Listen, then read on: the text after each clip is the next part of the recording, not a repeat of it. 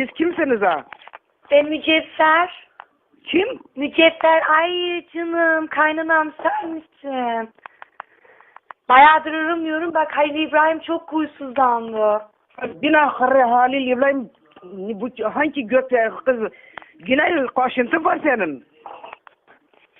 Bak çocuk durmuyor diyorum. Çocuğun başını sana sokarım mı? Çocuk bana ne diyor? Bu kimdir bu göt verana?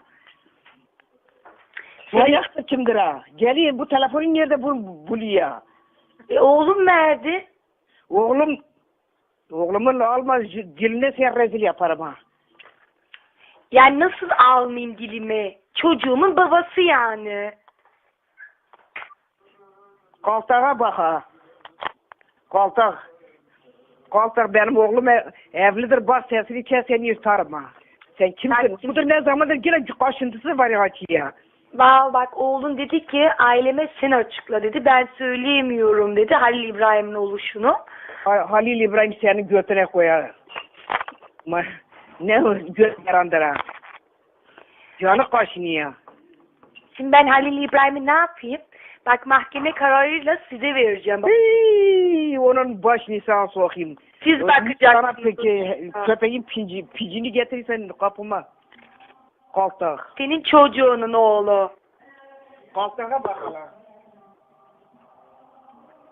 Halil İbrahim başını soktu. Halil İbrahim. Ne çift karıdır ha. Bu kimden burayı bu göt veren orası.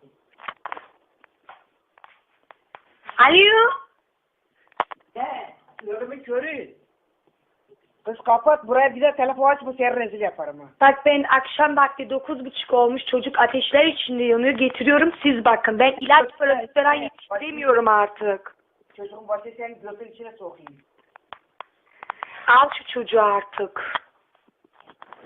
Çocuk kimin picidir götür oraya vururuz bu. Selim'in değil. Selim'in Tabii ki Selim'in. Selim'in çocuğu tabii ki. Nizamı filanatı vururuz bu. Selim evlidir. Bak bir gün bana bakacaksın diyeceksin ki gelinim. Gelin siktir ol git hangi göt veransın. Bak öyle deme yani sonra pişman olursun. Halil İbrahim zaten aynı senin kopyan. Halil İbrahim başını seni götün içinde indirem ha. Kaltağa bakala. Çocuk gittikçe büyüyor yani babasının ailesinden tanışması lazım çocuğun. Ne kadar nerelisin yoruruz bunun kızı. Konya'da. Konya. Konya. Koynalın başlamış. Şimdi sen